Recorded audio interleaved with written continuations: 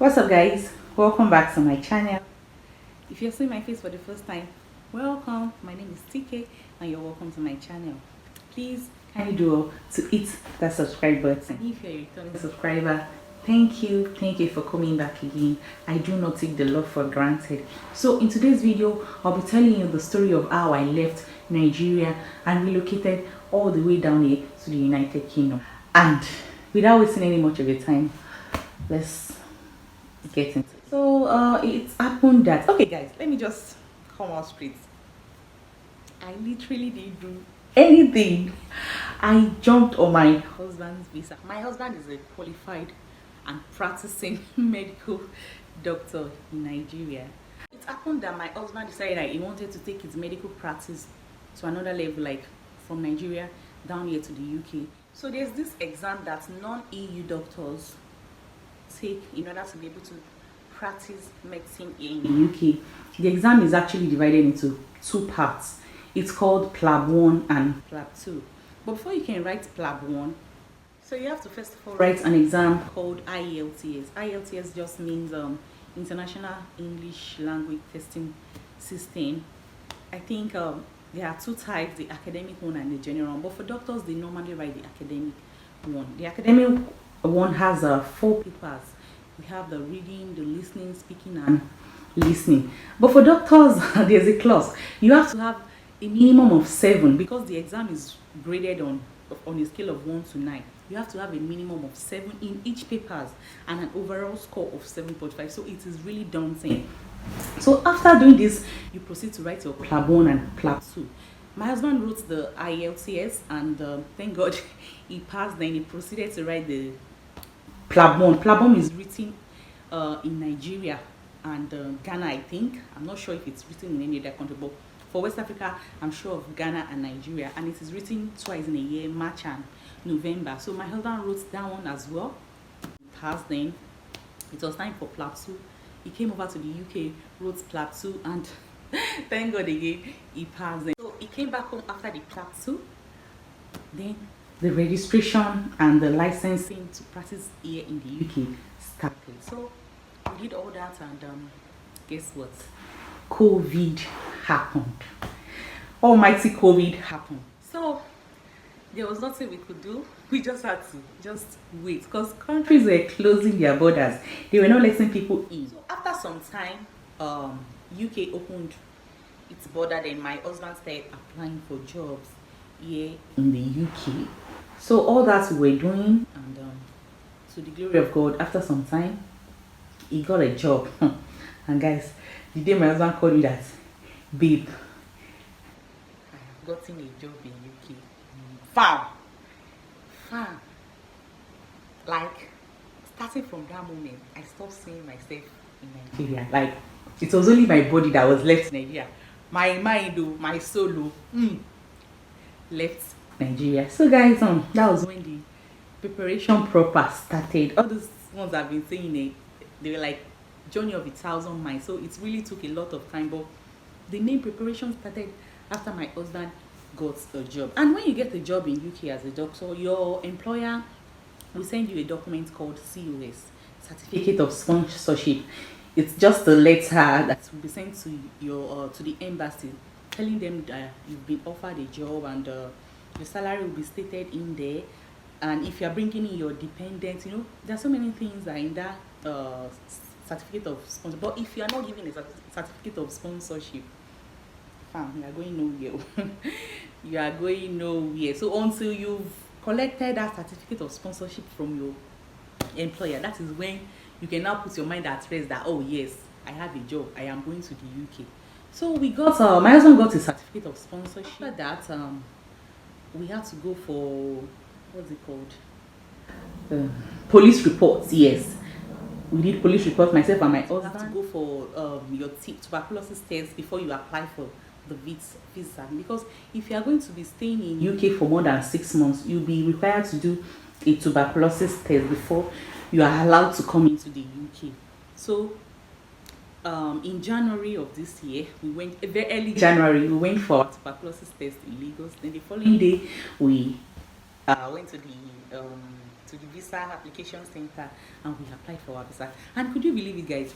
Our visa came out in less than 10 days. It was really, really, really fast. So after I got, in fact, the day I got to my, I was like, Jesus, me going to UK. It was like a dream. I'll tell you guys, it was like a dream come true. Like, I've always been wanting to leave Nigeria. Like, I don't feel like I belong here. I don't belong here. But somehow, some way, God did it, and we got our visa. Then, the following month, we moved from where we're staying. We packed our load. In fact, did we even pack? I dashed out most of the things we owned in Nigeria, like virtually everything. Virtually everything we owned. We started planning. My husband bought our tickets. What else did we do?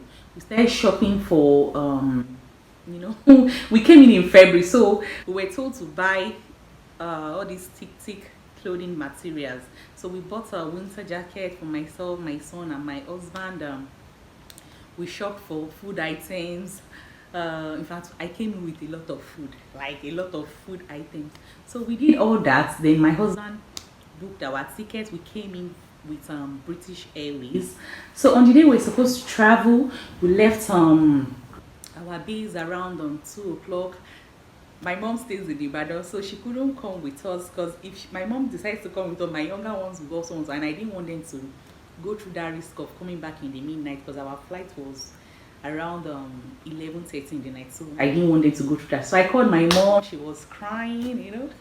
I cried too, but it was, you know, it was a cry of joy. So we left our base around 2 o'clock in the afternoon on the day we were supposed to leave, and then we got to the airport around 5 or 6 o'clock. Allow our the people that brought us to the airport, they didn't allow them in at first, but thank God for one good Samaritan. We later met a guy here, so he helped us bring in my mother-in-law, my father-in-law, and some other people that came with us. So we were there. Oh, don't worry, guys, I'll be inserting some clips so that you guys can see some of the So after they've checked us in, checked my husband's passport, my passport, and my son's passport, so they were like, okay, that we can go. But as at that time, we still had like 4 hours. It was around 7:30, and our flight was for 11:30. So we decided to go and chill in one of the restaurants at the airport. Guys, their food was so expensive. Probably for me, that was the first time I was going into an airport. I live very close to an airport, but I have never been to an airport. Like, I just, you know, I've never even been close to an aircraft before. Like, I just see aircraft in the sky, but it is what it is. So that was actually my first time going inside an airport and actually traveling out of the country. So we sat down there, everybody ordered for food. I could not even use, because I didn't know. I wouldn't say I was still in denial. Yeah, like, am I actually traveling? I'm actually leaving. So we ate, and when it was time to say goodbye, they couldn't even say goodbye, because, you know, it was so emotional. I will try and put some of the clips. It was really emotional. People were like, I actually cried. I won't lie, I cried. So I'm actually leaving, because I'm going to miss all these people. I won't be seeing all these people for a very long time. So at around 10:30, we hugged each other, and they left. So it was just remaining myself, my husband, and my son. We were left to our feet. And if you see our loading, we didn't buy box, so we bought all those cargo bags. So it was really, really much. So at that time, they already checked in our bags. So that's around 10:30. My husband said we should move into the, I don't know what they call it, maybe check-in area, where we shall enter the aircraft. My husband, I was doing like, this is your first time, bro. Me, I've been here before, so anything I tell you to do it. I was doing like, okay, sure, we should go now. So we shall went to that place, the check-in area. We sat down, and see, I just want to add one tip. If you are traveling with a baby or a child that is under 2, please buy stroller. It will really help your travel. It will help your life. Nobody told me to buy stroller. I went with car seats and I suffered. My son refused to stay inside that car seat. I was carrying hand luggage, my handbag, our as in some other things. Oh, this boy refused. He was just crying. He really embarrassed me that day. So please, if you are planning to travel with a baby or any child that is under 2, please and please buy stroller. So at around 11 o'clock, they started checking us in, and mind you, COVID was still like in place. And sorry, I forgot to add this. We also did COVID tests. Yes, you'll be required to do COVID test 48 hours before your flight. So we did COVID test as well. So they checked us in, and I'm like, okay, we're actually going. So we entered the plane. I'm like, today, my husband's name is Tunde. Sorry, Shady plane, Shady Lily. Is this how plane is like? You don't know anything. This is it though. We passed business class, first class place. I saw business. I was like, who are those people that will sit here? And I'm like, it's those people that pay for business. That our own is still at the back. Economy. It's okay. Any which way. Share the same place that will carry us and enter Heathrow. So, guys, we entered the plane. Some of the air hostess brought a bassinet for my son, that in case he needs to sleep, that should put him there. Guys, could you believe that I did not blink and hide till we got to Heathrow? We got to Heathrow around 5:30 because everything was just like a dream. Like me, leave Nigeria. Oh God. So my husband was watching movie. At the time he even slept. But me, like today not today. Means I'm going to abroad. Hey. Okay now. So it's about past 5 or so, or around 5:30, the pilot announced that okay, we're about landing. And before we took off too, they told us, those things. But me, I wasn't even listening because I was not there. I was already in UK. That yes, only abroad. So guys, that's around 5:30. We landed at Heathrow Airport. First thing I just said, oh yeah, so they wire me for give me a to mommy. Come and take our picture, me and my son. So my husband was just laughing at So we took some pictures, and my husband said he wanted to pee them before loading. But then I should just be following him. The anything I asked him to do, that I know that he's the only one that can put me through here. Means I was like, okay, it means I will soon shall know how to go about my way in this country. And my husband got a job in Manchester, but there's no straight flight from Lagos to Manchester Airport. So we had to, break the journey. The first flight was from Lagos to London, Heathrow Airport. Then from Heathrow, we have to wait and take another flight down to Manchester. And at that time we were traveling. There's this rule. You have to do isolation for 10 days. You have to isolate. So you cannot just enter the UK and say, okay, I've entered UK till tomorrow, just jump out and start going out. You have to isolate, be in isolation for 10 days. So, and before, in fact, I'm just remembering some things now. After my husband got a job, we couldn't secure accommodation with the hospital. So we had to start looking for accommodation on our own. And please, getting accommodation in UK is one of the most difficult things I've ever done in my life. It was really, really difficult. So we couldn't secure accommodation as at the time we were leaving. So we had to, tell some of our family members, and one of them was kind enough to say, okay, we should come and isolate in a place in Birmingham. So our journey was really, really long. So when we got to Heathrow Airport, there was a long queue because they were checking everything thoroughly, and so they checked us, checked our papers, welcomed us to the UK, and we had to go and chill and wait for the next connecting flight from Heathrow down to Manchester. So all this time, I was carrying my child like this, carrying handbag, hand luggage, and my husband too was with his backpack and everything. So it was really, really stressful for myself and my son. So eventually we sat down, we're chilling, waiting for our flight was for 9 a.m. That the 9 Manchester to airport, Heathrow Airport, London to Manchester Airport is just an hour. So our flight was 9 to 10. So when we sat down waiting for our flight, my husband tried to get us SIM cards. So he bought SIM cards, then we changed our SIM and all that. So at around 9, we were checked in again, and the journey to Manchester began. And guys, that was the first time I saw snow. Don't let me lie. So when we were going, I was like, hey, Sunday, see snow. Hey, see snow. She snow. She snow. She man jabon kilele. I was like, oh my god.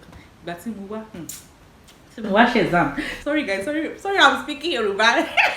I'll try as much as possible to probably, write it on the screen. So I was actually amazed that I'm seeing snow for the first time. Seeing Oyibo people were even looking at my son, they were greeting him. So after like an hour again, we finally got to Manchester. And fam, this was when I knew I was in the abroad truly. All this while, it was from the aircraft to the plane.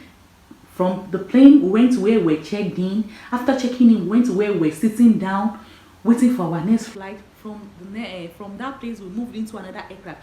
All this time, we were still within the airport. So I didn't know that the code that was awaiting me was still doing press up. At the time I was telling my husband that they said the weather is cold here. Why is it not cold? Everywhere is just normal, like as if we are inside AC. My husband was like, wait till you get out first. We are inside airport. Their heaters are on, so you won't really feel the impact of that. Like, it's not possible. If this is the kind of cold that they are talking about, this one, it has nothing. So guys, when we alighted from the aircraft in Manchester, hey, I just saw this thing just blew. I was like, this thing is cool. I was like, So at that time they brought a car to come and pick us up. So the car picked some of us in batches. So we went inside the airport to wait for our luggage. So after getting to Manchester, we went inside the checkout place. I don't know what it's called. No, departure, yeah. No, arrival, sorry. Arrival, to wait for our luggages. So after we picked up our luggages, our Uber driver was already waiting for us outside, with all this card, the right your name on it. So guys, sorry my story is just disjointed. But I'm trying to just remember the events that led to us coming here. I'm so sorry if you don't find my story interesting, but please just watch and listen to me. So after picking up our luggage, we took a trolley, like 2 trolleys, put all our stuff inside, and I was carrying car seats, carrying car seats with my son in one hand. My handbag was in one hand, and I was using one hand to push one of the trolleys. So when we pushed it out of the arrival area, we saw our Uber driver with our name, of course, written on his placard. So the guy, greeted us. He collected my own trolley, so I was a bit relieved. I was only carrying my son in his car seat. Fine. As soon as I opened the door and stepped out of the airport finally, and this cold, like this breeze, just came at me. I picked this. Like I ran with my son in my hand. Even my son was like, what is this? Like, everything just changed. It was so cold. The Uber driver was like, what? The guy is from, I think, all these Middle Eastern countries. I was like, what's wrong? I was like, I'm feeling cold. Where is your car? Where did you park your car? The guy was like, the car is over there. I was like, hey, which kind of cold is? My husband was just laughing. So when we got to the car, again, I was like, you should please open the door so I can go in. So I went in. Even my son knew something has changed. Like, this is not the normal atmosphere he's used to. So guys, our journey to Birmingham now started. At that time, it was already around, I think, past 12. So the guy was like, we'll get to Birmingham in like 2 hours time. That's around 2 o'clock. So we started the journey. I was saying UK on the end, so I'm actually in UK. So this is what UK looks like. At the time, I was telling myself, why the house is like this? Why are they having these old houses here? I'm like, look at you. If you enter these houses, you know that they are not old. They are actually old on the outside, but when you go inside, you see that they are actually very beautiful. And it was actually right. So we got to Birmingham around past 2, and our host received us. She had already cooked, made different delicacies, like Niger delicacies for us. So We entered, we showered. She prayed for us when we entered. Then we went upstairs, we showered, we started gisting about our journey. Then she was like, we should raise our isolation period has just started. So myself, my husband, and my son, we isolated for 10 days, 10 good days. So after the 10th day, my husband phoned his workplace and they asked him to come in for his medicals and other things, his ID card and whatever they did that time. So my husband now left us in Birmingham. They said it's Birmingham, not Birmingham. I used to call it Birmingham, but they said it's Birmingham. So my husband left us in Birmingham, and myself and my son were in Birmingham for over a month because my husband was unable to secure accommodation in Manchester. Getting accommodation as a first-time immigrant in UK can be very, very difficult. It can be very, very daunting. Like, they'll say you don't have any credit history, you don't have any this thing, you don't have this. So it takes grace and intense searching for you to be able to get accommodation. So after like a month, he secured accommodation in this place we have right now and paid for it, paid deposit and bought some things inside and told us to come. So I left Birmingham after over 5 weeks since we arrived from Nigeria. I left Birmingham with my son. Then we came to Manchester to join him by train. And since then,